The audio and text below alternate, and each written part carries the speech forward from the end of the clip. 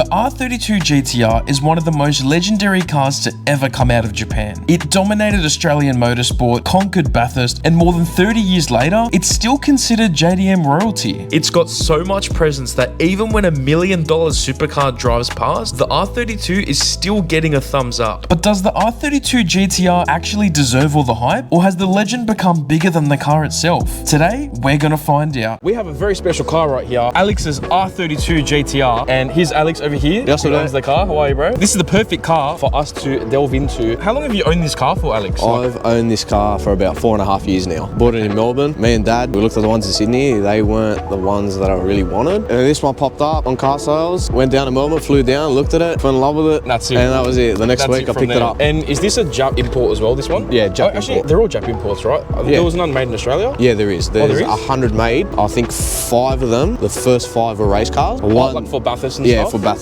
Group A racing was what they called it back then. Obviously, it won how many races in a row? Yeah. It dominated. In Australia, we gave it the Godzilla name. Not Japan or America, anywhere else. Australia did it. It won Bathurst. It conquered Bathurst. That's where the name came from, Godzilla. I want to have an actual look at your GT-R, a proper look, and see what's done to it, because this obviously isn't stock, right? I can see this has got some mods. I've done a Nismo intercooler. You can't go wrong with like the Nismo riding, like that just looks proper. It looks mean. This front lip, that's a factory front lip. And then same with the grille, that's all factory. Yeah, so these are N1 ducts. They came on the N1s in the Nismo models. N1 bonnet lip also came with N1 side skirts, so it's got like a shark fin, like a second piece to it. Like a rear pod for an S15, all factory. I don't have it on this car. Mine didn't come with it, so there's a shark fin that goes down to here. And yours is a V-Spec as well, right? Mine's a V-Spec 2. It's an original V-Spec 2 car. I actually don't know. What's the difference with the V-Spec 2? The V-Specs and stuff? The V-Specs? I actually don't know. Okay, there's not much of a difference that I know of. They came with 17-inch wheels, BBSs, Brembo brakes. Interior-wise, it's the same. I think they tweaked a bit of the Tesla system and all that, the all-wheel drive system. Got Series 1, Series 2, Series 3. That's about it. No power difference or anything like that because there was a gentleman's agreement. These wheels are definitely not stock. These are definitely special wheels. What are we looking at here, bro? CE37s Saga S Pluses. They're the new ones because the new ones now, they come engraved with a forge made in Japan, the Volk Racing original. Oofed. No stickers or anything. People still like to put the stickers on it because people were a bit funny with the engraving. I like it, man. Look, they're my dream wheels. I've always wanted bronze TE37s on a car. It suits it so well. Look at the fitment, bro, the stance. Unrolled guards. Unrolled. We've still got the lip there. And what tyres are you running? Advan 8009, so semi-slicks. Yeah, mad. Yeah, definitely grippy. That honestly looks freaking insane, bro. Oh, thank you. How freaking beautiful is that? I'd say the exterior lives up to the hype. Yeah, it does. Like straight out, seeing it in curves, it's got the body lines. It just looks good. Just seeing it, it actually makes you feel a certain type of way. I can't explain it. Like just this car's presence right now, you just know that it's something absolutely special. It stood the test of time. For a 32-year-old car, because it's a 94 model. It's an R32 that's 32 years old. I know, that's the best. It's 32 years old and look at it. It's getting a bit dark, so hopefully the lighting's not terrible. But interior-wise, this is freaking immaculate, right? You can tell it's a 90s car. You definitely tell it's a 90s car. It's got like the 90s look, the plastics. It's very old school. Gives it character, I think, in a way. All the Holden boys are going to think they copied the VN. It does kind of look like it, eh? I'll admit it, it does look like it came off a VN Commodore. It looks very similar, but this is our design. This isn't a Commodore. Wait, let me come around. So we can actually see that properly. Okay, definitely, it looks like a Commodore. This steering wheel, that's not a factory steering wheel. No, a 40th anniversary old logo Nismo steering wheel. Assuming that's worth like a pretty penny? They're not cheap. Nismo old logo cigarette lighter. They come in red, they come in yellow, but nowadays, originally red and yellow, but now everyone's doing blue and black. Those are factory gauges in the middle? Yeah, factory gauges. So you got volts, oil temp, and boost gauge. That's freaking insane, man. Aircon, stereo, I changed because 30 years old. Yeah. These seats, the front and back, were originally black. Now it's blue because from sunlight and age, like it wears out. But even these for a factory seat, bro, the bolster, they tuck you in. Honestly, these are the best seats. That you go through corners flying, it will hug you in. You won't fly out of the seat or anything. Yeah, I'm gonna say it as well. Interior, I think it lives up to the hype. I reckon it does. Okay, yes, it's my car, but for 32 years old, like imagine seeing this brand new in 1994. Massive props to you, Alex, for keeping it so tidy. That is one of the most cleanest interiors I've ever seen. Oh, thank you. And I think we should suss out what's under the bonnet. This is another thing here under the bonnet, which is something that makes this car extra special. Well, unique, let's just What have we got under here, Alex? We've still got twin turbos. And what motor is this that we're looking at? God's motor. God's motor. Proper God's motor. I say the SR's God's motor, but really, guys, like an RB26 DETT. Yep. With the gentleman's agreement, they made 280. 280 horsepower? 280 horsepower. Deep down, I reckon they made 320, 340 at least. I think that's evident because once you put mods into these, I mean, I think Australia Australia has shown the world just how much potential the RBs have. Yeah. Like we've got shops like shops like Matooks making over 3,000 horsepower.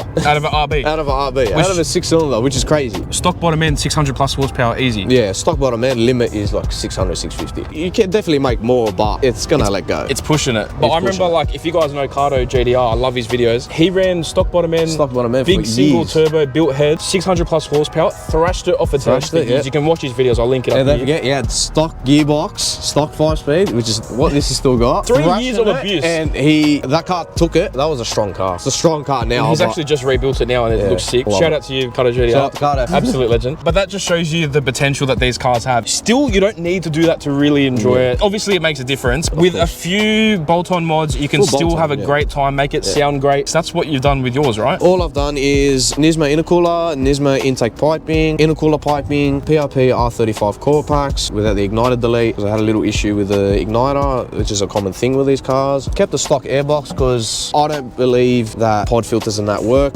When the motor's cold and like building up temp and you give it a hit, it's going to make a difference. But I don't know, with a stock airbox, it's got its own piping for itself. You can see where all the cold air goes in. It goes in. And it's true. I guess without a cover or a box, it's just going to get hot air. It's going to get hot air and you're going to lose power. 100%. That's why I kept the stock airbox, because it works. I love the look of the intercooler piping. It's mad, eh? It actually looks sick. And it's Nismo too. It's genuine Nismo shit. I don't tie us on this car. No Malakias, yeah? No. Nismo oil cap. Everything's Nismo. Literally Nismo everywhere. And a proper old school Nismo genuine strut bar, which these are hard to get. Proper Nismo. You've got a very loud blow-off valve on this too, right? Twin port turbo smart blow-off valves, because twin turbos, you need two. And you guys are going to hear that very, very soon. You don't need to do much to these to make it go. They go hard for stock. Like, I've done little things here and there, but for what it is, the setup that this has got, this thing moves. Honestly, it actually scares me. Even though I don't know how much power it makes or torque, I've got no idea. I haven't done it or done a tune on it. It's still stock. It flies. But it moves. It definitely moves. It's one thing seeing it, but it's a whole It's another thing being in it and feeling everything about it. Let's start her up, then we'll go for a drive. Oofed, bro. That has such a nice note, It's as subtle. it is. It's not over, like, off its head. I didn't want it to be, you can hear me from the next suburb and that. What is the exhaust setup? Like, what have you got done to it? Shout out to Chris Best Mufflers. He's the guy that done the exhaust. Done an immaculate job. Full stainless, 304 grade stainless. TIG welded as well. Downpipe is a Mines downpipe. Got a high flow cat straight through to a Nismo Weldina muffler.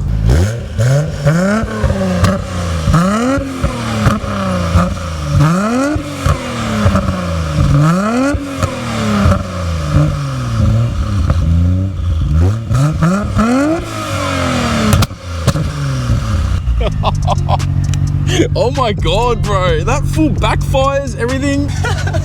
Bit crazy. I told you, it's subtle. It's subtle on idle, but once you open it up, it screams. You don't expect that. Nissan knew what they were doing 32 years ago. Oh, 100%. Straight out. Oh, they knew, don't worry. Oh my god. That actually sounds so good.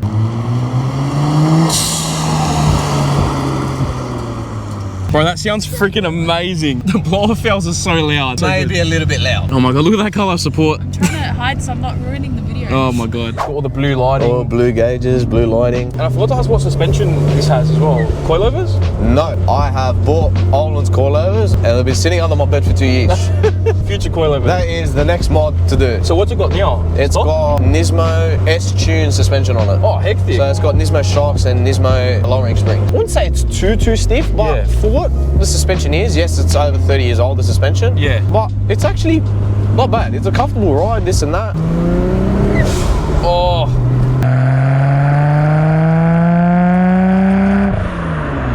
I can't get over the blow valves.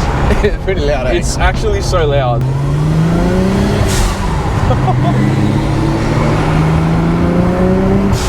I love the note. I reckon, in my opinion, this is the best downpipe for a twin turbo setup.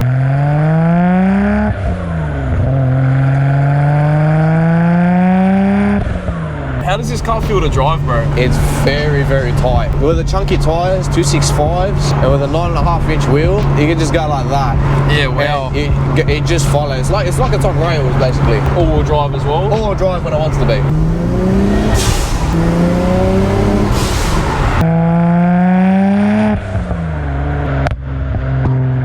Look at this Malacca, bro. Oh my. Oh my god.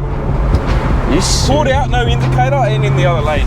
Sydney drivers, guys, are actually not terrible. normal.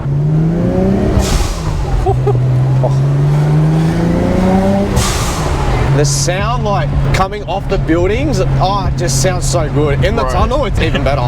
It's almost like it's echoing over the hills of Bathurst, bro. Oh, such a loud back wire. Yeah, I met that one.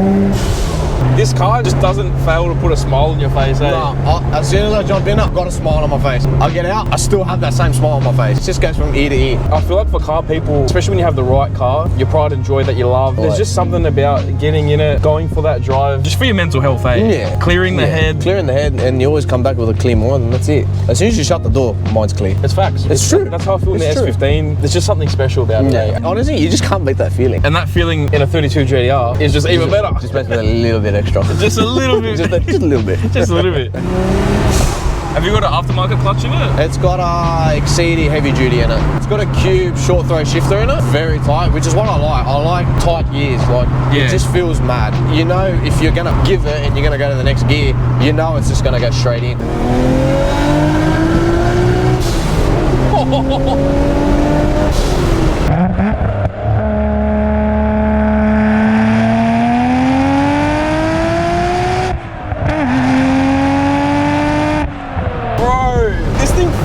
Throws you back so hard. That was planted, smooth, and freaking torquey, man. It felt like it did not want to stop pulling. Nah, that's the scary bit. It just, with RBs, they make power and it just won't start. It will just keep making power. How is this car 32 years old? It's unreal. I get it. I'm telling you, I get it. The more I experience this car, the more I understand why this is the Godzilla, why this car, the 32 in particular, has that pedigree. It's got that reputation. It freaking makes sense, man. And look at this corner, guys. Look 60, that's 60 Ks. I'm just rolling. No brake pedal or anything, no accelerator. It was just as it was. I can't get over how well it handles for the age, man. I can't. Look at this corner. Man, it's crazy. That is so tight. I'm telling you, when I say I don't move in this chair, I'm not moving.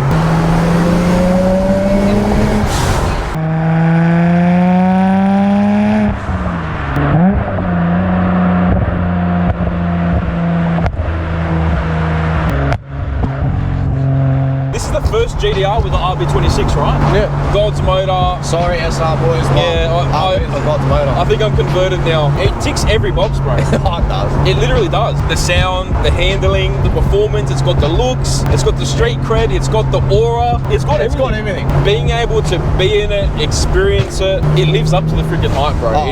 It is living up to the hype. There is no way that this car is overrated in any way. It's so special. You're snapping necks everywhere. Everyone's looking at this car, regardless. Is that a McLaren? 720S. Can I just say I will take a 32 GT-R over that? Is that an outrageous statement? It's so funny that I would do that. Right here, they're trying to get your attention. $1 million supercar. I would take a 32 GT-R. I would too. He's actually waiting on purpose. Here we go. One of those. Hey, thumbs up from a McLaren, guys. That's sick, man. You want to swap? Nah, thank you. I love the black, bro. It's fucking hot. Have a good night, boys. Does that not just sum it up? They're in a McLaren. They're in $1 million supercar, and he frothed over a $100,000 Jap car. That just answered this video, the question. Supercar owners are giving thumbs up and saying that's sick to All a 32 respect, bro. GT-R. Look, the car community, we always respect each other. It goes both ways. I'm so glad that we caught that on camera. No way. Because it just shows, it really shows just how special these are, how appreciated they are, no matter what.